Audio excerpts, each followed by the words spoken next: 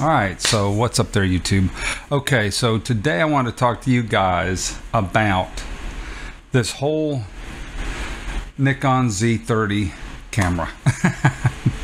Now I've been keeping an eye on this thing when I was waiting for it to come out, and I wanted to see what it was going to be like, to see, you know, if they would add some features that I was hoping they would add on a camera like this. Even if they weren't going to add something like IBIS and 4K or 8K, some of that stuff to it, that maybe it'd still be a good camera. Let's get into it. The Z30 is a Z50 but without an EVF, and it has a tally light on the front, and the screen doesn't just flip down, but it flips all the way around like the ZFC. Now, why would you get this camera over, say, a ZFC? The ZFC is a cool body, it's a cool design. Well, the ZFC costs a little bit more. That's one thing. And the second thing is that the ZFC doesn't have the tally light in the back. And it seems like it's a little bit more geared towards content creators, towards what I'm doing right now, just filming, content creation, rather than the ZFC, which is kind of like a walk around everyday camera. The regular body, I think the Z30 body is going to be like $700 and some change. So that's not that bad of a deal if you're wanting to do content creation. Now, I've done quite a few videos using this Z50. I talk about it quite a few times. I use it mainly on the Moza Mini P on my gimbal. I mainly use it on this, but I do have used it just like basically just walking around with it, and it's been a pretty good camera just as a walk around little camera.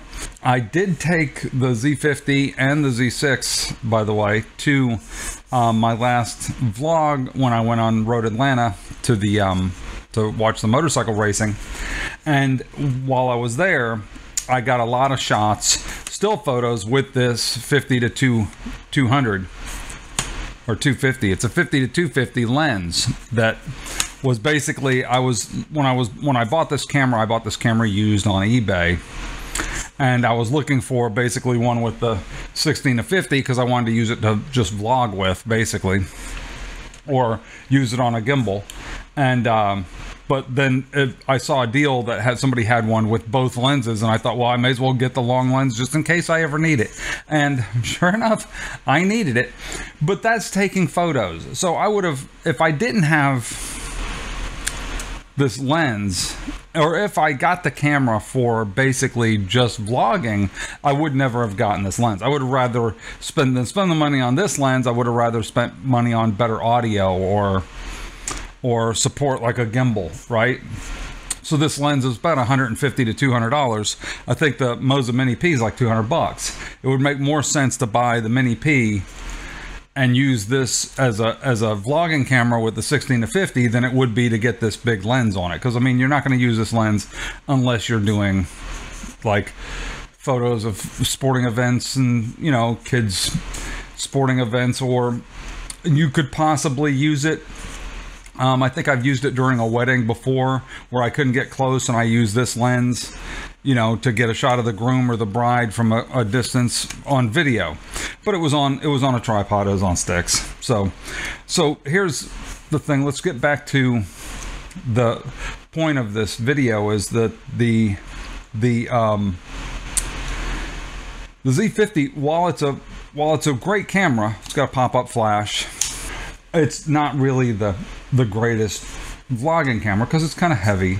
I mean, the Z30s, I believe it should be a little bit lighter if they take off the EVF. Nikon, why did you not put in IBIS?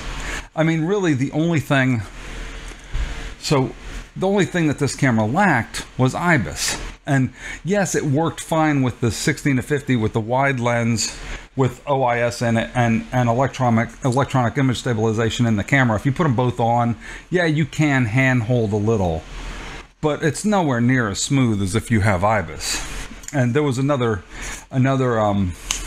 guy complaining that I bashed the Canon. I didn't bash it, but the Canon R5C, I was like, well, if it's a cinema camera for wedding and events, it should have IBIS in it, like the Z6 has IBIS in it. I wasn't comparing the Z6 to that camera. I was just saying the Z6 with IBIS, I will put a wide lens like this 24mm lens on it right now without OIS in the lens, and just turn it on IBIS, put it on sticks, and then if I need to get a close shot of a bride, say doing makeup on her eye or something, I can pull the camera off the monopod and handhold it and get a really smooth, steady shot. The R5C, it crops in a little bit and it's not as steady as that with IBIS. It's not as steady as the Z9 with IBIS. So that's all I was saying. I'm not saying it's a bad camera. I'm not saying that the R5C is a bad camera, but if it's aimed at cinema, it's aimed at that, why didn't it have IBIS in it? You know, that was just one of the things I was pointing out as a gripe, and I'm going to point out the same gripe as if you're making a Z30 that's a content creator camera with a flip out LCD where you can see yourself, so you're going to be holding this camera out in front of yourself. Why not put IBIS on it? I mean, why not spend a little bit more? They have the technology to put IBIS. Why not make it a really, you know, awesome camera with IBIS on it? So I don't understand why they didn't put IBIS on it. And I'm not gonna, you know, yes, this camera's fine without IBIS in the body.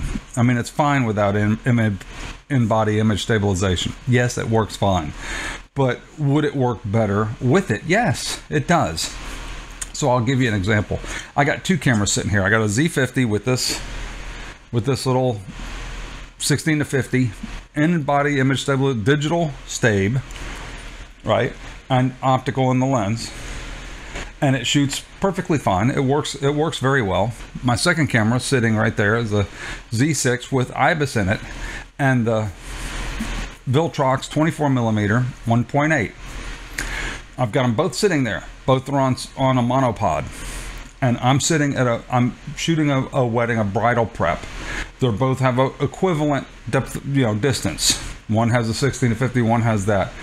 If I've got both cameras and I have to take one off of a monopod and go in close for a shot of makeup or somebody having their eye done, or, you know, something, you know, somebody putting lipstick on, and I want a nice tight close shot, but I don't want to be like, I can't get over the top of them. There's a desk there. I can't really lean the monopod over far enough. So I just take the camera off. If I'm going to pick between the two, I'm going to pick the Z6, not because it's a full frame, but because it has IBIS. Because I know I can pull that camera off, hold it steady, and the shot will look almost like it's on sticks or on a gimbal. Almost gimbal-like. Not, I can't run around with it, but I can get a nice smooth motion shot with that camera, with IBIS, and a non-stabilized lens. So that's the reason why I like IBIS, and that's why I would like IBIS in the Z30. So if you're gonna pick, if I was gonna pick one, okay, let me go down this little rabbit hole here. If I was gonna pick a camera for content creation, and I already had a Z6, which I do, and that's what I'm shooting with most of the time, and I didn't have a Z50, I would definitely more than likely get the Z30, because I would take photos with the Z6s. I've got two of them, and I would do video only with the Z30 and use that as my little, I'd throw it on the Moza Mini P. I'd have it sitting on there all the time, pop it on that, boom, I'd pick it up on the Moza Mini P. First thing I'd do is stabilize it, stick it on there, and be ready to go. Anytime I wanted a stabilized shot or wanted to get a quick shot, I'd have that and flip out the LCD where I can see it, flip it around and get a shot from the front. Whatever it is I'm shooting, I would probably get, that's what I would get. That's what I use the Z50 for 99% of the time when I'm shooting weddings, is that quick little where I'm grabbing a shot, I'm grabbing the thing and I'm getting some kind of motion shot, because it's faster. I have two gimbals. I've got the Mini P and the whatever, the Air 2, the bigger one that I use for the Z6s, and I still tend to gravitate towards the smaller, lighter one because it's just easier. I can have it set up in seconds and have it sitting there with the camera and not take the camera off of it. Do most of my shots with this and then just pick up that when I want a gimbal shot.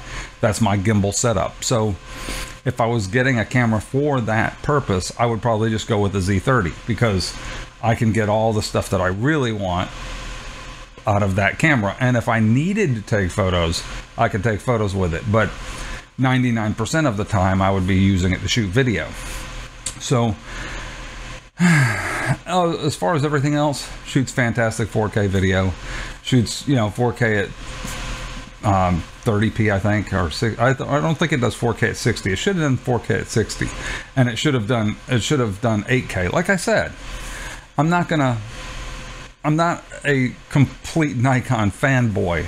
You know, Nikon's, I like their cameras, don't get me wrong, and I think they get a bad rap a lot of times for, you know, they come out with a fantastic camera and then they still get a bad rap for stuff. I'm like, what are you talking about? It does that perfectly. It does that great. I saw another YouTuber say that the Sony Z10 or whatever that one is, I forget what the V10 or whatever that one is, that other vlogging camera.